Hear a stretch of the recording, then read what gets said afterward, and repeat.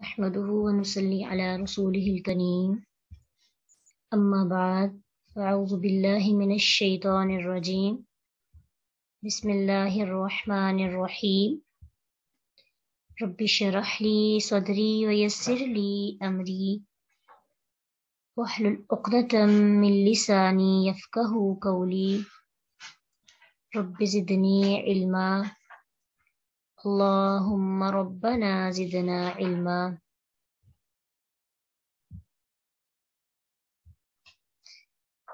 اللهم آت نفسي تقواها وزكها أنت خير ما زكاها أنت وليها ومولاها. اللهم أرنا الحق حقا وارزقنا اتباعه وأرنا الباطل باطلا وارزقنا اجتنابه.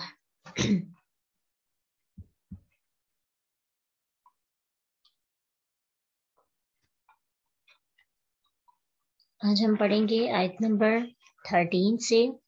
وقولا اور کہا الذین ان لوگوں نے جنہوں نے کفروا کفر کیا لرسولہم اپنے رسولوں کو لنخرجنکم لا البتہ نخرجن ہم ضرور نکال دیں گے کم تمہیں من ارضنا اپنی زمین سے.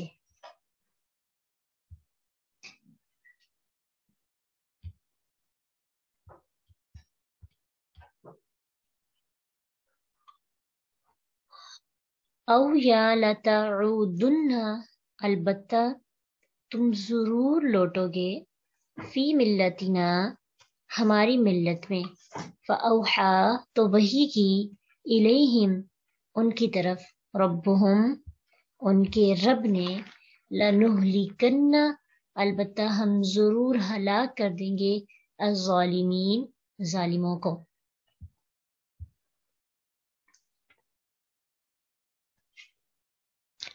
چونکہ یہاں پہ انبیاء کی کچھ اگزامپلس تھیں اور پھر لوگوں کا رسپانس، اور اس کے بعد رسپانس کیا تھا لوگوں کا اور انبیاء اس پر کیسے صبر کرتے رہے، یہ ہمارے سامنے آیات آنے لگی اور ان کا پھر انجام کیا ہوگا. کفار نے نا اپنی بہت زیادہ کثرت اور اہل ایمان کی قلت دیکھ کر ہمیشہ اپنے رسولوں کو یہ دھمکی دی تھی. ہر نبی کو ہی یہ دھمکی ملی کہ تمہارے سامنے دو رستے ہیں.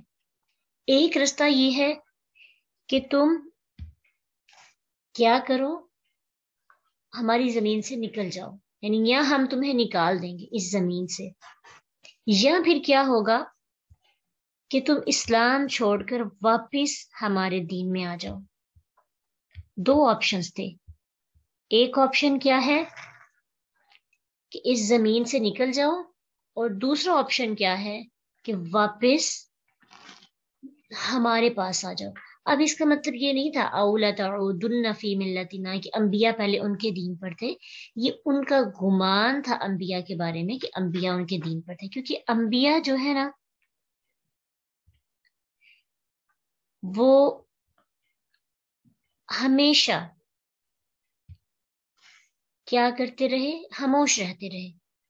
جو بتوں کی پوجا وغیرہ ہوتی تھی نا، ان کی پوجا نہیں کرتے تھے، خاموش رہتے تھے. اب ان لوگوں کو پتا ہوتا تھا، نہ منع کرتے تھے نہ، کیونکہ ان کے پاس پراپر ایک دین نہیں تھا، شریعت نہیں تھی.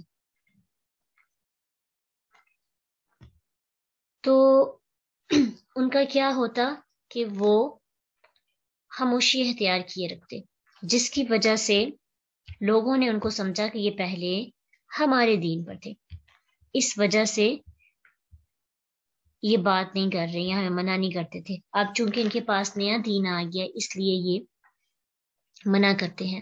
اولا تعودن فی ملتنا، یا البتہ تم ضرور لوٹو گے ہماری ملت میں. تو پہلے ہی ان کی ملت میں شامل نہیں تھے. تو فاوحا الیہم، اللہ سبحانہ تعالیٰ نے ان تمام انبیاء پر وحی کی کہ آپ پریشان کیوں ہوتے ہیں، نہ تو یہ آپ کو یہاں نکال سکیں گے، نہ ہی یہ آپ کو واپس شریعت میں لے کے آ سکیں گے. آپ اپنے دین پر پختہ رہیں، ہم ان کو ہلاک کریں گے، ہم ظالمین کو جو ظلم کر رہے ہیں ان کو صفحہ ہستی سے مٹا دیں گے۔ پھر کیا ہوا؟ اللہ سبحانہ تعالیٰ مزید تسلی دے رہے ہیں، وَلَنُسْكِنَنَّكُمْ، البتہ ہم ضرور آباد کریں گے تمہیں۔ جن الفاظ سے پہلے لام اور یا لاسٹ پہ نون ثقیلہ آتا ہے نا، نون مشدد، جیسے ابھی ہم نے لَتَعُودُنَّ وَلَنُخْرِجَنَّ کے لاسٹ پہ پڑھا، تو ان میں بہت زیادہ تاکید ہوتی ہے۔ جب ان کو آپ پڑھیں تو محسوس کریں کہ اس میں کہا جا رہا ہے ضرور ضرور ہم آباد کریں گے یا ضرور یہ کام کریں گے، یعنی اللہ نے یقین دلایا یہ کام ضرور کیا جائے گا۔ کون سا کام؟ کہ تمہیں ہم زمین میں آباد کریں گے، من بعدہم، ان کے بعد۔ پھر کیا ہوگا؟ ذالکا، یہ کس کے لیے ہے؟ یہ اپرچونٹی، یہ انعام، یہ عطا کس کے لیے ہے؟ لمن خاف مقامی، اس بندے کے لیے جو میرے سامنے کھڑا ہونے سے ڈرے، وخاف وعید، اور وہ ڈرے میری وعید سے، اور وہ کیا کرے؟ میری پکڑ سے ڈرے۔ پھر کیا کہا؟ یہ ایک پوری اللہ سبحانہ تعالیٰ کی طرف سے تسلی ہے کن کو؟ انبیاء کو۔ تو پہلی تسلی کیا تھی؟ جب مسلمانوں کو ڈی موٹیویٹ کیا جاتا رہا، انبیاء کو ڈسکریج کیا جاتا رہا اور ان کو دھمکیاں دی جاتی رہیں، تو اللہ نے تب بھی ان کو اکیلے نہیں چھوڑا۔ ہمارے لیے ایک بہترین تسلی ہے کہ بعض اوقات ایسے ہوتا ہے نا کہ ہم جب اسلام کی طرف آتے ہیں یا دین کی طرف، تو بہت سے لوگ ہم سے قطع طلقی اختیار کر لیتے ہیں، پھر ہمیں طرح طرح کی دھمکیاں دی جاتی ہیں، تم نے اگر ایسا کیا تو ہم ایسا کریں گے یا ویسا کریں گے۔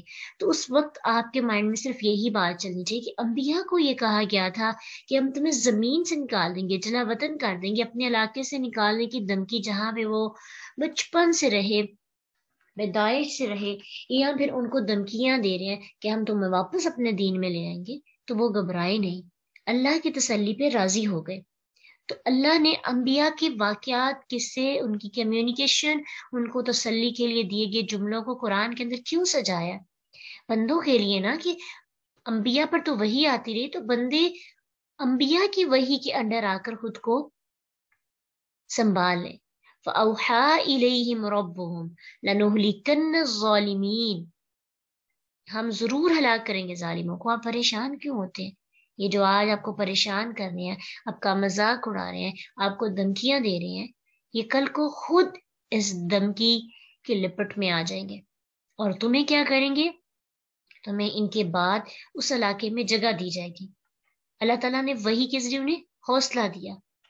اور دیکھیے، انبیاء کے پیروکار کا آخرکار کفار کے علاقوں پر قابض ہونا بھی در حقیقت ان کا ہی قابض ہونا، یعنی کچھ ایسا ہوا، کچھ انبیاء تو اپنی زندگی کے اندر ہی ان علاقوں کے اندر قابض ہو گئے، اور کچھ انبیاء کے بعد میں پیروکار، جیسے بنی اسرائیل نے موسیٰ علیہ السلام کے بعد کتنے علاقوں میں جہاں پہ فرعون کی حکومت تھی، جا کے بسیرا کرنا شروع کیا اور ان کو سنبھالا۔ تو گویا کہ انبیاء کے جو فالوورز ہیں، وہ اگر بعد میں جہاد کر کے فتح کر کے علاقے فتح کرتے ہیں، تو دراصل وہ انبیاء کی ہی کامیابی ہے۔ بنی اسرائیل موسیٰ علیہ السلام کی وفات کے بعد ایک مدت بعد شام اور مصر وغیرہ پر قابض ہوئے، اور اللہ سبحانہ تعالیٰ نے انہی کے بارے میں فرمایا نا، سورۃ شعراء آیت 56 میں، کذالک وَأَوْرَثْنَاهَا بَنِی اسرائیل، ایسے ہی ہوا کہ ہم نے کیا کیا؟ ان کا وارث بنا دیا، کس کو؟ بنی اسرائیل کو۔ اور مسلمان نبی صلی اللہ علیہ وسلم کی زندگی کے اندر ہی عرب پر قابض ہو کے فتح مکہ کے بعد پورا عرب تقریباً مسلمانوں کے کنٹرول میں ہوا۔ اور پھر قرآن میں بھی یہود کے متعلق اللہ سبحانہ تعالیٰ فرماتے ہیں کہ اے مسلمانوں، تمہیں ان کی زمین اور ان کے گھروں اور ان کے مالوں کا وارث بنا دیا، اور اس زمین کا بھی جس پر تم نے بھی قدم بھی نہیں رکھا، یعنی ابھی کچھ اور زمینیں ہیں جن کا مسلمانوں کو وارث بنایا جائے گا، اور اللہ ہمیشہ ہر چیز میں پوری طرح قادر ہے۔ تو پھر اس کے بعد مسلمانوں نے زمین کے مشارق اور مغارب کی فتوحات کی آپ صلی اللہ علیہ وسلم کی وفات کے بعد۔ تو اس طرح دین اور ان کے پیروکاروں کی فتوحات ہوتی رہیں۔ تو یہ کس کی عطا سے ہوئی؟ یہ انعام کس کی طرف سے؟ اللہ کی طرف سے۔ اس وقت صبر کریں، بعد میں وہی جگہ آپ کی ہے، جس جگہ سے آپ کو نکالا جا رہا ہے، جس جگہ پہ آپ کو رسوا کیا جا رہا ہے، وہی جگہ آپ کی ہے. آپ صبر تو کریں. آپ دیکھیں تو صحیح، چپ چاپ بیٹھ کر. وَلَنُسْكِنَنَّكُمْ، جس جگہ پر آپ کو ہرٹ کیا گیا، اللہ آپ کے صبر کی بدولت وہی جگہ آپ کے نام کر دیں گے. تو تیار رہنا چاہیے نا. دیکھیں بعض اوقات انسان کبھی کبھار ایسا ہوتا ہے نا، سسرال میں ہوتے ہیں اور بہت سے مسائل آتے ہیں، بڑی پرابلمز آتی ہیں، پھر کچھ لوگوں کی طرف سے دھمکیاں بھی دی جاتی ہیں. پھر ایک عورت بہت صبر کرتی ہے، بہت برداشت کرتی ہے، کوشش کرتی ہے کہ اس گھر کو، اپنے گھر کو بچا کے رکھے. پھر ایک وقت آتا ہے کہ وہی گھر جہاں پہ اسے بہت بڑی بڑی دھمکیاں ملتی ہیں، اللہ سبحانہ تعالیٰ اس کو اس جگہ پہ حکومت عطا کر دیتے ہیں. ایک وقت ہوتا ہے آزمائش کا، اس وقت میں سے سب نے گزرنا ہوتا ہے. اتنی جلدی انسان اپنے آپ کو یا بے صبرا پر اختیار نہیں کرنا چاہیے. یہی سوچے کہ میرے اچھے کام کی وجہ سے اگر مجھے ایسے کیا جا رہا ہے تو مجھے برداشت کرنا ہے ایک لیمٹ تک، پھر اس کے بعد اللہ کی طرف سے میری مدد نازل ہو جائے گی. اگر ایشوز زیادہ نہیں ہوتے اور آپ کا رہنا اتنا دشوار نہیں ہوتا اور آپ کر سکتی ہیں برداشت، تو کوشش یہی کرنی چاہیے کہ انسان بجائے اس کی جگہ بدلے، بار بار ایک جگہ پہ رہ کر آزمائشوں کو سہ کرے، کیونکہ جہاں پہ بھی جانا آزمائشیں سامنے ہی ہوں گی. تو انبیاء بھی ان آزمائشوں سے گزرے تھے، برداشت کیا نا، تو پھر اللہ نے ان کو اس زمین کا وارث بنا دیا. لیکن ایک شرط یاد رکھیے، یہ قانون اس کے لیے لاگو ہوتا ہے ذالک لمن خاف مقامی، جو وہ سب کام اللہ کی رضا کے لیے کرتا ہے، اپنی دنیاوی چاہت کے لیے نہیں کرتا. اب آپ کہیں کہ آج ہم نے قرآن میں پڑھا اور ہم نے برداشت کرنا، صبر کرنا، ہم اپنا گھر بچا سکتے ہیں. لمن خاف مقامی، جو اللہ کے ڈر سے لوگوں کی بے رخی کو برداشت کرتا ہے، جو اللہ کے خوف سے لوگوں کی بے وفائی کو سہتا ہے، جو اللہ کے خوف سے، اللہ کے سامنے کھڑا ہونے سے ڈر کی وجہ سے ساری مشکلات سہ رہا ہے. کیونکہ دیکھیے نا، آپ کو کہا جا رہا ہے کہ یہ کام کریں، وہ کریں، مطلب آپ کی مینٹلی جو آپ کا جو سوچ ہے وہ میچ نہیں ہوتی لوگوں کے ساتھ. لوگ تھوڑے دنیا دار ہیں، آپ تھوڑے دین پہ عمل کرنے والے ہیں، آپ اپنا حجاب نہیں اتارتے کسی بھی، کیونکہ ایسے جو کیسز ہیں نا وہ آتے ہیں ہمارے پاس کہ ہمارے پیرنٹس یا ہمارے گھر والے ہمیں کہتے ہیں کہ آپ فنکشن پہ گئے ہیں، آپ حجاب نہیں لے سکتے، ہماری انسلٹ ہے آپ کو لے کے جانا، آپ اس طرح سے پرانے زمانے کی کوئی عورت بن کے ہمارے ساتھ نہیں جا سکتی. تو ہم اس صورت میں کیا کریں؟ بہت زیادہ پریشان کیا جاتا ہے، بہت زیادہ مسائل آ جاتے ہیں، ہم برداشت کر کر کے تھک جاتے ہیں. تو اس وقت یہی ذہن میں رکھیں کہ بہت سے اس وقت دھمکیاں ہمیں بھی ملتی ہیں، لیکن کیا کریں؟ یہی ذہن میں رکھیں کہ یہ لوگ مجھے میرے اچھے کام کی وجہ سے، وہ لمن خاف مقامی، یہ ذہن میں رکھتے ہوئے برداشت کرنا ہے کہ میں نے اللہ کی رضا کے لیے، مجھے اللہ سے ڈر لگتا ہے نا، اللہ کے سامنے کھڑے ہونے سے، میں شرمندہ ہونے سے بچنا چاہتی ہوں. تو مجھے کیا کرنا ہے؟ اپنے سچی بات سے نہیں ہٹنا ان کے باطل عقائد کی وجہ سے. پھر کیا ہوگا؟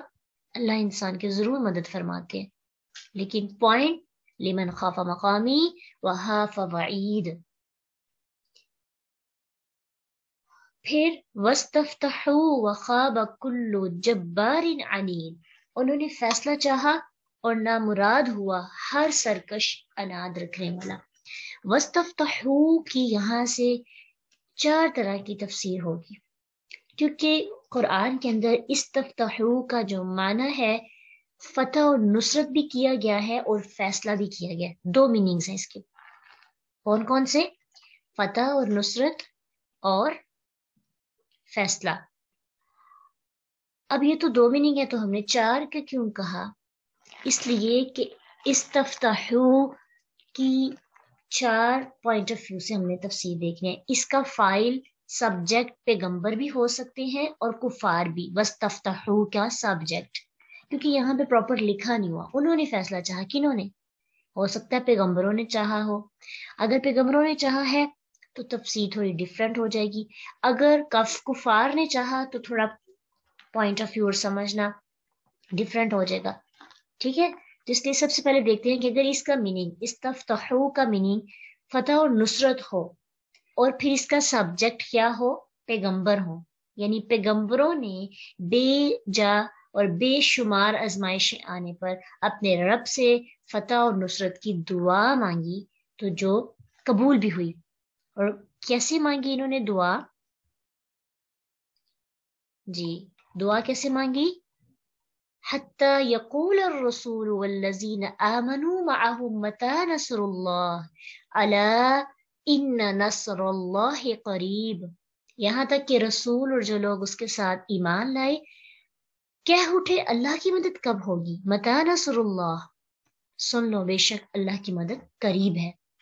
تو اس لحاظ سے تفسیر کی جائے تو یہ ہوگا کہ انبیاء نے اللہ تعالیٰ سے فتح اور نصرت کی دعا کی تو وہ قبول ہوئی، اور ہر سرکش اور اناد رکھنے والا اور ڈیٹ اور ہر درم انسان نامراد ہو گیا، ناکام ہو گیا، اللہ نے ان کی دعا قبول کی۔ اگر استفتحو کا مطلب فتح نصرت ہو اور اس کا سبجیکٹ کفار ہو، یعنی ہم یہ کریں کہ استفتحو کا مطلب ہے کفار نے فیصلہ چاہا، کفار کہنے لگے فتح اور نصرت کی دعا مانگنے لگے، کس سے؟ اپنے اولیاء سے، اپنے پیروں فقیروں سے، ٹھیک ہے۔ تو پھر کیا اس کی تفسیر کریں گے کہ انہوں نے اپنے داتا اور دستگیروں سے فتح نصرت کی دعا مانگی لیکن وہ ناکام ہوئے، وخابہ، اور وہ نامراد ہوا۔ ان دو پوائنٹس کی سمجھ آ گئی ہے؟ نیکسٹ دیکھتے ہیں، استفتحو کا مطلب اگر یہ کریں کہ فیصلہ، ابھی تو کیا ہم نے میننگ اس کا کیا فتح و نصرت، اگر ہم اس کا میننگ کریں فیصلہ تو مطلب ہوگا اگر میننگ فیصلہ ہو اور سبجیکٹ پیغمبر ہو تو کیا ہوگا کہ فتح کا فیصلہ چاہا پیغمبروں اور ایمان لانے والوں نے، اللہ تعالیٰ سے دعا کی، جیسے کہ اللہ سبحانہ تعالیٰ نے ایسی ہی ایک دعا قرآن میں بھی قلم کی ہے، ربنا افتح بیننا وبین قومنا بالحق وانت خیر الفاتحین، اے ہمارے رب تو ہمارے درمیان اور ہماری قوم کے درمیان حق کے ساتھ فیصلہ فرما، بے شک تو سب فیصلہ کرنے والوں سے بہتر ہے۔ یہ کیا ہوا؟ نتیجہ کیا ہوا اس دعا کا جو انہوں نے فیصلے کی دعا کی کہ سرکش اور سخت اناد رکھنے والا ناکام و نامراد ہوا۔ اب چوتھی چیز، استفتحو کا مطلب اگر فیصلہ کرنا ہو اور سبجیکٹ کیا ہو کفار، یہ کفار نے اللہ سے فیصلہ چاہا، کیسے فیصلے کی دعا کی؟ اللہ سبحانہ وتعالیٰ قرآن میں ہی فرماتے ہیں وَإِذْ قَالُوا اللَّهُمَّ إِن كَانَ هَذَا هُوَ الْحَقَّ مِنْ عِنْدِكَ فَأَمْطِرْ عَلَيْنَا، کہنے لگے یعنی جو کفار ہیں انہوں نے کہا اے اللہ، اللہم اے اللہ، إِن كَانَ هَذَا هُوَ الْحَقَّ، اگر صرف یہی تیری طرف سے حق ہے، فَأَمْطِرْ عَلَيْنَا تو ہم پر آسمان سے حجارتاً پتھر کی بارش برسا، او ائتنا بعذاب علیم، یہاں پہ کوئی دردناک عذاب لیا۔ یہ تھی اللہ سے ڈیمانڈ کس کی؟ فیصلہ چاہنے کی، کفار کی۔ پھر کیا ہوا کہ اللہ سبحانہ تعالیٰ نے ان کو ناکام کیا، ان کو نامراد کیا، کس وجہ سے؟ جنہوں نے مانگا تھا ان پر آ گیا، نازل کر دیا۔ یہ بھی قرآن کا ایک اعجاز ہے کہ ایک ہی ورڈ کی 4 طرح سے تفسیر کی جاتی ہے، 4 میننگز میں اس کو رکھا گیا اور یہ چاروں درست ہے۔ اگر اس میں سے کوئی ایک بھی لیا جائے تو بھی ٹھیک ہے، یعنی اگر کوئی تفسیر کرواتے ہوئے اس میں سے کوئی ایک تفسیر کروا دیتا ہے تو بھی ٹھیک ہے، ہم اس کو غلط نہیں کہہ سکتے، لیکن چاروں کا پتہ ہونا بھی چاہیے نا، تاکہ یہ نہ ہو کہ فلاں نے یہ کروائی تھی، فلاں نے یہ، فلاں نے یہ، تو پتہ نہیں ان میں کیا اختلاف ہے۔ تو اس کی چاروں طرح سے اس کے میننگز جو ہیں ٹھیک ہے، اور چاروں معنی قرآن میں بھی موجود ہیں، اس لیے یہ ٹھیک ہے۔ اور نتیجہ کیا نکلا کہ ہر سرکش اور اناد رکھنے والا ہمیشہ ناکام ہوتا ہے، فیل ہو جاتا ہے، فیلئر میں سے شامل ہو جاتا ہے، اور جو اللہ کے بندوں کو تنگ کرتا ہے۔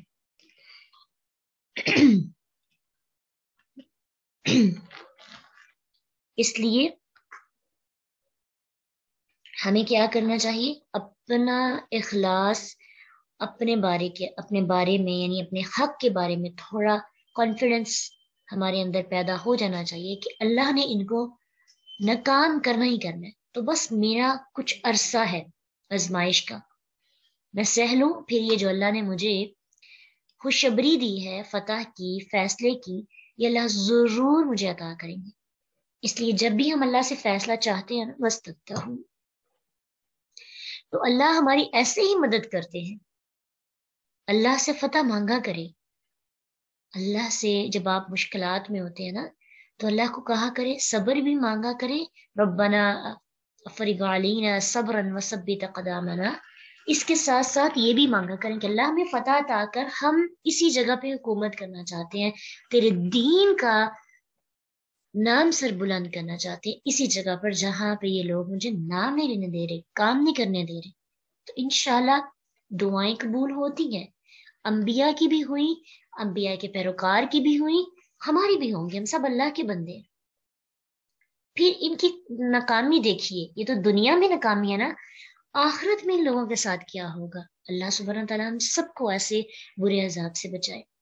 من ورائہ، اس کے آگے، وراء کا مطلب جو ہے نا، آگے بھی ہوتا ہے پیچھے بھی ہوتا ہے۔ اگر آگے ہوگا یعنی آنے والے دن کے اندر جب قیامت آئے گی، اور پیچھے کا مراد یہ ہے کہ پیچھے وہ اپنی دنیا کو چھوڑ کے جائیں گے، ٹھیک ہے، تو اس لیے پھر ان کو عذاب دیا جائے گا۔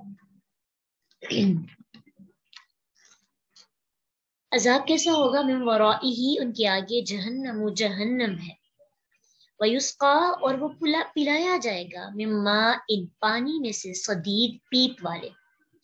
صدید وہ رقیق پانی جو زخم سے نکلتا ہے، اور اس سے مراد اہل جہنم کے جلنے سے ان کے جسموں سے نکلنے والا پیپ، خون اور رطوبت ہے۔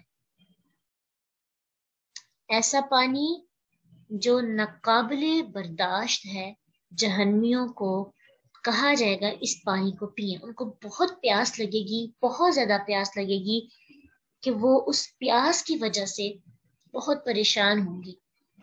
جب وہ پانی مانگیں گے تو ان کو کہا جائے گا جو تمہاری پیپ نکل رہی ہے نا جسم سے، وہ پانی پیو۔ آپ کو پتہ ہے وہ اتنا گرم ہوگا، اتنا گرم پانی ہوگا کہ انسان جب اس کو پیے گا نا تو اس کی انتڑیاں کٹ کے باہر آ جائیں گی، اس قدر گرم، اور ایک تو بد ذائقہ ہوگا، اور دوسرا جلا دینے والا۔ یا تجرعہ، وہ گونٹ گونٹ پیے گا، اسے مجبوراً پیے گا، وہ خود نہیں پیے گا، یسقا، اسے پلایا جائے گا، زبردستی پیو، دھکے سے پلایا جائے گا، کوئی آپشن ہی نہیں ہوگا چھوڑنے کا کہ ہم میں سے کوئی کہ میں تو کبھی نہیں پیوں گا، اللہ نہ کرے ہمیں اللہ سے کیفیت عطا میں ڈالے، لیکن کسی کو بھی اجازت ہی نہیں ہوگی کہ وہ انکار کرے۔ ایک تو ان کی پیاس ہوتی ہے نا جب انسان کو، تو پھر جو بھی ملے انسان پی لیتا ہے،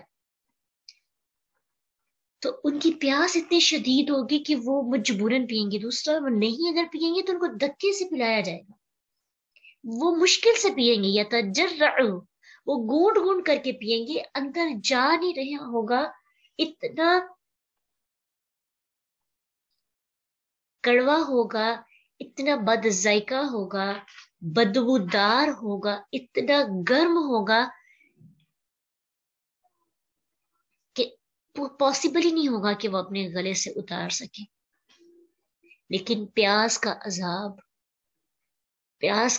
انہیں پینے پہ مجبور کر دے گا، اور وہ پانی اندر جائے گا اور ان کی انتڑیاں ساری کٹ کے باہر نکل آئیں گی۔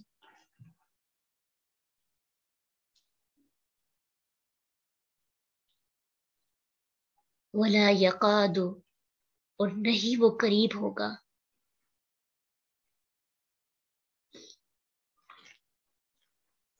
یسیغہ، کہ وہ نگل سکے اسے، وَيَأْتِيهِ الْمَوْتُ، اور آئے گی اس کے پاس موت، میاں کل مکان، ہر جگہ سے، وَمَا هُوَ بِمَيِّت، اور نہیں وہ مرنے والا۔ یعنی جہنم کے اندر ہر جگہ سے اسے موت آتی دکھائی دے گی. آپ خود سوچئے جہنم کی ایک ایک چیز ایسی ہوگی کہ لگے گا کہ اس کو کرنے سے ہم مر جائیں گے، لیکن کیا ہوگا؟ کوئی موت نہیں واقع ہوگی، کسی کو بھی مرنے کی اجازت نہیں ہوگی، موت خود مر جائے گی. آپ دیکھیں کہ اگر کوئی ایسا کھانا جس کے اندر وائرس ہوتا ہے یا پھر زہر ہوتا ہے یا پھر وہ کھانا کسی چیونٹی یا کیڑے یا زہریلی چیز کی وجہ سے آلودہ ہو جاتا ہے اور ہم کھاتے ہیں تو اس کا ہمارے جسم پر کیا اثر ہوتا ہے؟ کبھی کبھار ڈیتھ بھی ہو جاتی ہے، اتنی بری بری بیماریاں بھی لگ جاتی ہیں اس وائرس کی وجہ سے، چھوٹے سے وائرس کی وجہ سے. لیکن جہنم میں جراثیم، کڑوا، زخموں سے نکلنے والا پانی انسان پی کر بھی زندہ رہے گا، مر نہیں سکے گا. اس کو لگے گا، نظر آ رہا ہوگا کہ ہر جگہ سے موت نظر آ رہی ہے لیکن وہ مرے گا نہیں. وَمِن وَرَائِهِ عَذَابٌ غَلِيظٌ. اللہ کہتے ہیں یہ بس نہیں ہے، اس کے آگے بھی غلیظ سخت ترین عذاب جو لوگوں کو برداشت کرنا پڑے گا. غلیظ بہت سخت عذاب. آپ کو پتہ ہے عذاب کے طور پر مسلط ہونے والی جو بھوک ہوگی، عذاب کے طور پر جہنمیوں کو بھوک کا جو عذاب دیا جائے گا، وہ بھوک کیسے مٹائیں گے؟ ان کو زرکوم کے درخت کو کھانے کا کہا جائے گا. اللہ سبحانہ تعالیٰ قرآن میں فرماتے ہیں ان شجرۃ الزقوم طعام اثیم کالمہل یغلی فی البطون. بے شک زقوم کا درخت گنہگار کا کھانا ہے، کالمہل یغلی فی البطون، پگھلے ہوئے تانبے کی طرح پیٹوں میں کھولتا ہے، گرم پانی کے کھولنے کی طرح. خذوہ فاعتلوہ الی سواء الجحیم. اسے پکڑو پھر اسے بھڑکتی آگ کے درمیان تک دھکیل کر لے جاؤ. پھر کھولتے پانی کا کچھ عذاب اس کے سر پہ انڈیلو. پھر کہا جائے گا ذق انک انت العزیز الکریم، چکھو اس کو. تو وہی شخص ہے نا جو بڑا عزت والا تھا، بڑا زبردست تھا، تمہاری بڑی رسپیکٹ تھی معاشرے کے اندر. آج دیکھو تمہارا کیا حال ہے. لوگوں کو پریشان کرتے تھے، ایمان والوں کے رستے کو روکتے تھے، ایمان والوں کا مذاق اڑاتے تھے. آج فرشتوں کو کہا جائے گا اسے پکڑ کر بھڑکتی آگ میں لے جاؤ. پانی مانگے گا پینے کے لیے تو پیپ دی جائے گی، کھانے کے لیے کچھ مانگے گا تو زقوم کا درخت دیا جائے گا. اور یہ اتنا زہریلا درخت ہے کہ اس سے ملتے جلتے ایگزیکٹ یہ تو نہیں، لیکن دنیا کے اندر کچھ ایسے درخت ہیں جو بہت کہا جاتا ہے یہ زقوم کا درخت ہے، یا تھوڑ کے درخت کو زقوم کا درخت کہا جاتا ہے. لیکن واللہ عالم جہنم کے درخت کی تو الگ ہی ہوگی نا بات. اس کے اندر جو اس کا زہریلا پن ہوگا. تو ویسے کہا جاتا ہے کہ وہ جس درخت کے ساتھ تشبیہ دیتے ہیں کہ اگر اس کا ایک اس کے اندر سے دودھ نما کوئی چیز نکلتی ہے اور اگر انسان اگر اس کو پی لے تو اتنا بدبودار ہوتا ہے، اتنا بدبودار ہوتا ہے، اور اگر اندر چلا جائے تو اندرونی نظام کو بھی بڑا ڈسٹرب کر دیتا ہے. اللہ سبحانہ تعالیٰ سے نا معافی مانگتے رہنا چاہیے کہ اللہ ہم سب کو جہنم کے عذاب سے محفوظ رکھے، ہم سب کی حفاظت فرمائے. اللہ ہمیں ایسے لوگوں میں کبھی بھی شامل نہ کرے اور ہم جب بھی گناہ کریں پورے معافی مانگ لیا کریں. اللہ سبحانہ تعالیٰ کہتے ہیں مزید کفار کی بارے میں بات کرتے ہوئے مثل الذین کفروا بربہم، مثال ان لوگوں کی جنہوں نے کفر کیا بربہم اپنے رب سے، اعمالہم ان کی اعمال کرماد اشتدت اس راکھ کی طرح ہے کہ سخت چلی ہو، بہ الریح اس پر ہوا، فی یوم عاصف ایک دن میں تیز ہوا کے، لا یقدرون مما کسبوا علی شیء، نہیں وہ قدرت رکھیں گے اس میں سے جنہوں نے کمائی کی کسی چیز پر. ذالک هو الضلال البعید، یہی ہے ان کی دور کی گمراہی. اب آپ سوچ رہے ہوں گے کہ گناہ گار کافر جو لوگ ہیں ان سے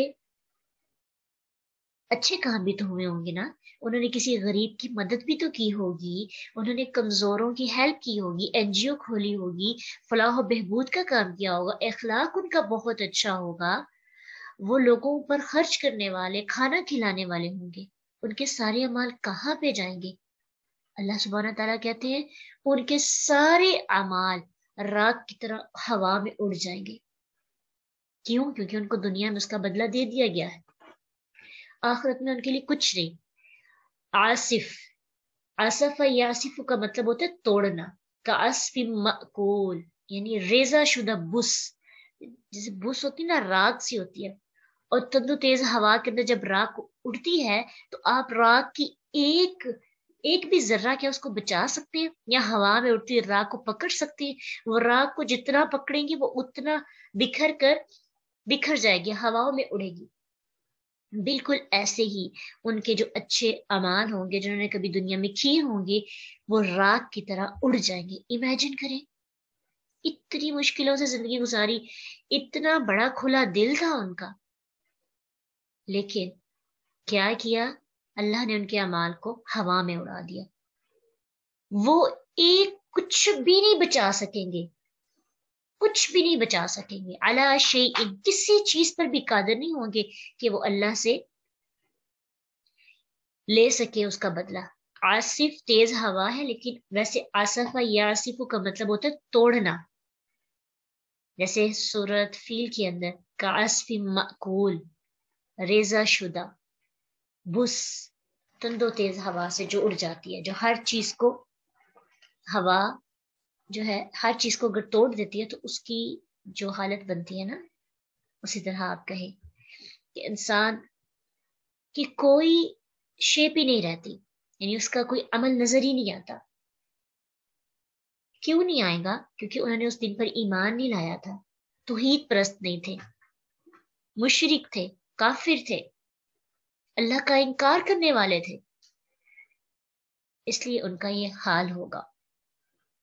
اس لیے اپنے عزیزوں کے لیے، اپنے پیاروں کے لیے دعا کیا کرے نا، اللہ تعالیٰ ان کے ایمان کو مضبوط کرے، ان کو شرک سے بچائے. ان کو اگر آپ کے کچھ ایسے دوست بھی ہیں جو نان مسلم ہیں ان کے لیے بھی دعا کیا کریں، تاکہ اللہ تعالیٰ ان کے اچھے اعمال کو تو بچا سکے نا ان کے ایمان کی وجہ سے.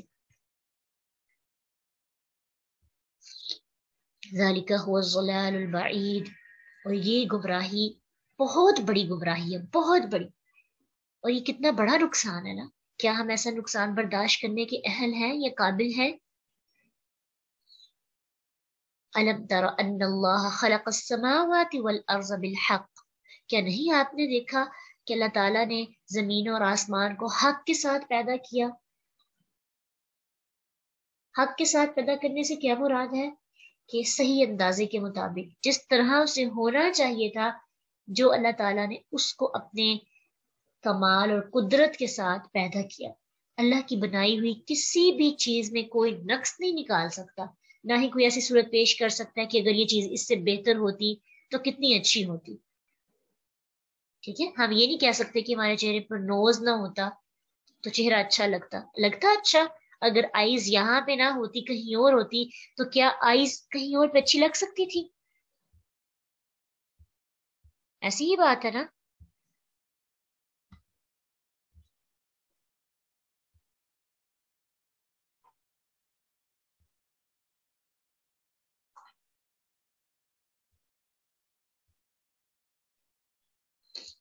تو اللہ کی تخلیق کے اندر کسی قسم کا کوئی نقص نہیں نکال سکتا، کسی کو اجازت ہی نہیں، کسی کے پاس اتنی ہمت ہی نہیں کہ وہ یہ کہے کہ اگر آسمان اس طرح سے ہوتا تو زیادہ بہتر تھا. بالکل بھی نہیں. اللہ کہتے یذہبکم، اگر وہ چاہے تو لے جائے تم سب کو، ویأتی بخلق جدید، اور کوئی اور نئی مخلوق لے آئے، وہ اس پر بھی قادر ہے. وما ذلک علی اللہ بعزیز، اللہ تعالیٰ اور تو کچھ بھی مشکل نہیں ایسا کرنا، کچھ بھی مشکل نہیں، ایک کن کی دیر ہے، سب کچھ اللہ کی مرضی سے ہو جائے گا۔ اتنے بڑے اللہ کا انکار کرتے ہیں یہ لوگ۔ اللہ کہتے ہیں قیامت کے دن کیا ہوگا ان کے ساتھ، وَبَرَزُوا لِلَّهِ، وہ سب اللہ کے سامنے جمع ہوں گے، قَالَ فَقَالَ تو کہیں گے، الضُّعَفَاءُ کمزور لوگ، لِلَّذِينَ اسْتَكْبَرُوا ان لوگوں سے جنہوں نے تکبر کیا، اِنَّا بے شک ہم، کُنَّا تھے ہم، لَكُمْ تَبَعًا تمہارے لیے تابع، فَهَلْ أَنْتُمْ مُغْنُونَ تو کیا تم بچانے والے ہو، عنا ہمیں، من عذاب اللہ اللہ کے عذاب سے، من شیء کچھ بھی، تھوڑا سا بھی عذاب کم کر سکتے ہو، تھوڑا سا بھی کر دو۔ کون لوگ کہیں گے؟ وہ لوگ جنہوں نے اللہ کا انکار کیا، اور وہ لوگ جو اپنے پیروکار کے پیچھے اپنا دین خراب کرتے رہے۔ کمزور لوگ تکبر کرنے والوں سے یہ کہیں گے۔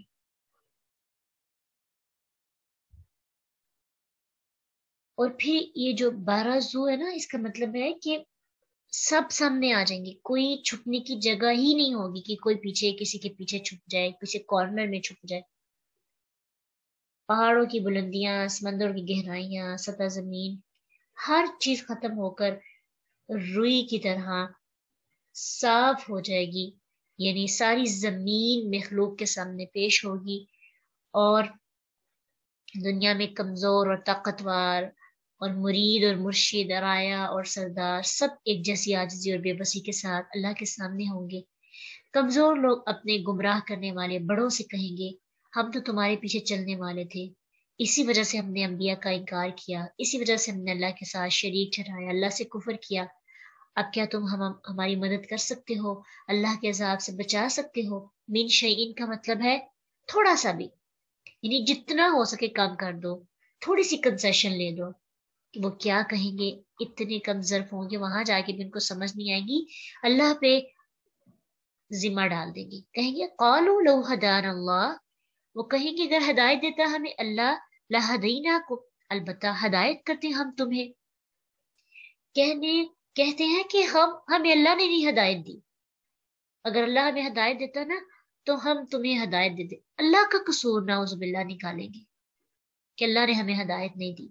جیسا کہ شیطان نے بھی سجدے سے انکار کر کے اپنے گمراہ ہونے والوں کو کیا کہا، اللہ کے ذمہ سب کچھ لگا کے کہنے لگا، قال فبما اغویتنی، کہا چونکہ تو نے مجھے گمراہ کیا ہے۔ ٹھیک ہے، تو یہ انکار کرنے والوں کا ایک طریقہ ہوتا ہے کہ اپنے آپ کو ابھی بھی کچھ لوگ ایسے کہتے ہیں اللہ چاہے گا تو میں کر لوں گی نا، انسان کی کوشش پھر کہاں پہ گئی؟ ٹھیک ہے، انسان کی کوشش کبھی تو کوئی کردار ہے نا، اللہ نے انسان کو اس دنیا میں اسی لیے بھیجا کہ حق اور باطل کے درمیان میں جو رستہ ہے صراط مستقیم، اس پہ چلے، لیکن انسان بیٹھا رہے کہ آسمان سے فرشتہ آئے اور اسے کہے جی جائے نماز بچھاؤ اور نماز پڑھو۔ کچھ لوگ کہا جاتے نماز پڑھے، کہتے اللہ کا حکم آئے گا تو پڑھ لیں گے، روزے رکھیں، اللہ کا حکم ہی نہیں آیا، اللہ نے مجھے توفیق ہی نہیں دی، اللہ توفیق دے گے تو میں پڑھ لوں گی یا روزے رکھ لوں گی۔ یہ شیطان کی طرف سے ایکسکیوزز ہوتے ہیں، شیطان کا چھپا ہوا ہم پہ وار ہے۔ جب دل کر رہا ہے نیکی کرنے کا، اٹھیں، توفیق کا انتظار کیوں؟ یہ جو ارادہ دل میں، خیال، سوچ کے اندر جو ایک جھلک سی آئی ہے نا، وہی اللہ کی توفیق ہے، جو الہام ہوتا ہے۔ سورۃ الناس کے اندر ہم نے اس کی ڈیٹیل میں تفسیر پڑھی تھی کہ انسان کے ساتھ دو فرشتے ہوتے ہیں، ایک برائی کی طرف شیطان ہوتا ہے، جو برائی کی طرف جن ہوتے ہیں جو امادہ کرتا ہے، اور ایک فرشتہ ہوتا ہے الہام کرتا ہے۔ تو انسان کے ذہن کے اندر جو پہلی سوچ آتی ہے، نیت، جیسے نیت سے بھی پہلے جو سوچ آتی ہے نا نیکی کرنے کی، وہ اس کی توفیق ہوتی ہے۔ اب جب اس توفیق کو وہ ریجیکٹ کرتا ہے، اس کو سیریس نہیں لیتا، تو پھر یہ اس کا اپنا قصور ہے، اور یہ سوچ ہر بندے کے اندر آتی ہے نیکی کی طرف آنے کی۔ انسان پریشان ہوتا ہے، اللہ کی طرف سے اشارہ ہوتا ہے کہ بھی آ جاؤ، ابھی آ جاؤ، لیکن ہم اپنے آرام کو نہیں چھوڑ سکتے، اپنے بستر کو نہیں چھوڑ پاتے، اپنے نفس کو نہیں چھوڑ سکتے، اپنی خواہشات کو قربان نہیں کرتے. پھر کیا ہوتا ہے؟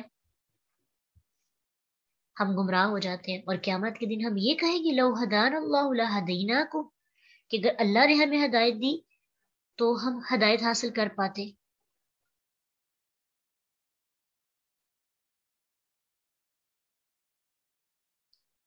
ٹھیک ہے، تو اس لیے ابھی دنیا کے اندر جو وقت اللہ نے ہمیں دیا ہے نا، ہمیں اس کو کیچ کر دینا چاہیے، کیش کرنا چاہیے. اللہ تعالیٰ نے انسان کو ہدایت کے دو رستے دیے ہیں، انا ہدیناہ السبیل اما شاکرا و اما کفورا. ہم نے رستہ دکھایا، ہاں وہ شکر کرنے والا بنے یا نہ شکرا، یہ اس کی مرضی ہے. رستہ اللہ نے دکھا دیا، اب تمہارا اختیار ہے. نہ اس نے تمہیں بدی پہ مجبور کیا، نہ نیکی پر، اور یہی آزمائش ہے جن و انس کی، اسی کے لیے انسان کو پیدا کیا. خیر پھر جب وہ عذاب میں پھنس جائیں گے تو پھر کہیں گے سواء علینا، ہم پہ برابر ہے، اجزعنا ام صبرنا، ہاں ہم جزوفس کریں، گھبرائیں یا پھر صبر کریں، گھبراہٹ کا اظہار کریں یا صبر کریں، دونوں کا کچھ فائدہ نہیں. ما لنا من محیص، ہماری کوئی پناہ گاہ نہیں کہ ہم یہاں سے بھاگ کے نکل جائیں. ہمارے سامنے دو ہی رستے ہیں، دونوں میں سے ایک چوز کر لیں.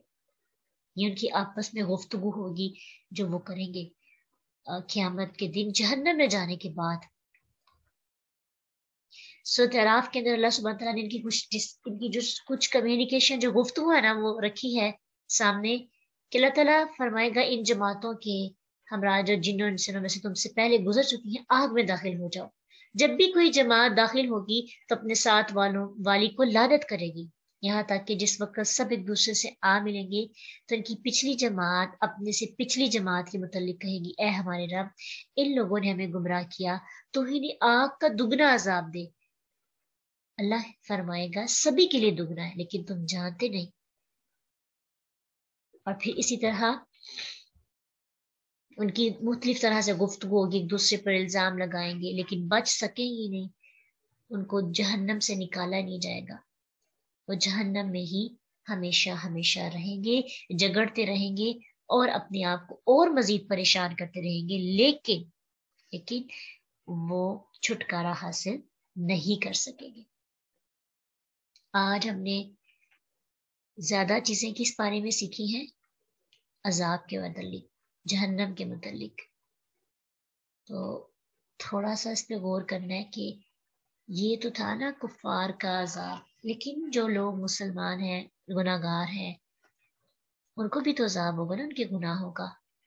جیسے غیبت کرنے والے کا عذاب ہے، پھر مختلف وہ لوگ جو خود عمل نہیں کرتے، لوگوں کو سکھاتے رہتے ہیں، لوگوں کو بتاتے رہتے ہیں، ان کا عذاب ہے.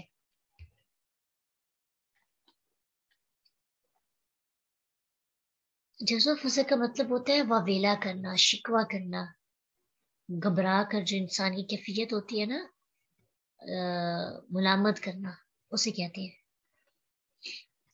تو اس لیے غور و فکر کرنا ہے، اپنے گناہوں کو دیکھنا ہے، یہ نہیں سوچنا کہ ہم تو کفار نہیں ہیں تو ہمیں یہ عذاب کچھ نہیں کہے گا. جہنم کا عذاب تو پھر عذاب ہی ہے نا، جہنمیوں کو جو دیا جائے گا وہ ہم نے آج پڑھا. ٹھیک ہے، تو اللہ نہ کرے ہم ایسے گناہوں میں مبتلا ہو جائے کہ پہلے ہمیں عذاب سہنا پڑے اور پھر ہم جنت میں جائیں، کیونکہ شرک نہیں ہوگا تو جنت میں جائیں گے ہی جائیں گے انشاءاللہ. لیکن اگر نیکیاں کم ہوئی، گناہ زیادہ ہوئے، تو پہلے جہنم میں جائیں گے اور جا کے عذاب سہیں گے. خود سوچے سہ سکیں گے؟ اتنی ہمت ہے ہم پہ؟ چھوٹی سی تکلیف برداشت نہیں ہوتی، کٹ لگ جائے تو ہماری درد کی انتہا ہوتی ہے. چلیے کٹ الگ کی بات ہے، آگ کی تپش، اور پھر تپش ایک الگ پہ چھوڑیں، جو وہاں پہ ہمارے ساتھ ٹریٹ کیا جائے گا، ہمیں جو مختلف چیزیں کھانے پینے کی دی جائیں گی، اتنی بدبودار اور غلیظ دنیا کے اندر ہم سوچ رہے ہیں نا تو ایسے جیسے وامٹنگ آنے لگتی ہے اتنی یہ چیزیں پڑھ کے دیکھ کے کہ کس طرح کی چیزیں جہنمیوں کو دی جائیں گی. یہ تو ایک عذاب ہے نا، ایسے کیسے کتنی عذاب ہے جو جہنمیوں کے بارے میں کہا گیا. اس لیے ہم ڈائریکٹ جائیں جنت کے اندر، یہ ٹارگٹ ہونا چاہیے. اللہم انی اسألک الجنت واعوذ بک من النار.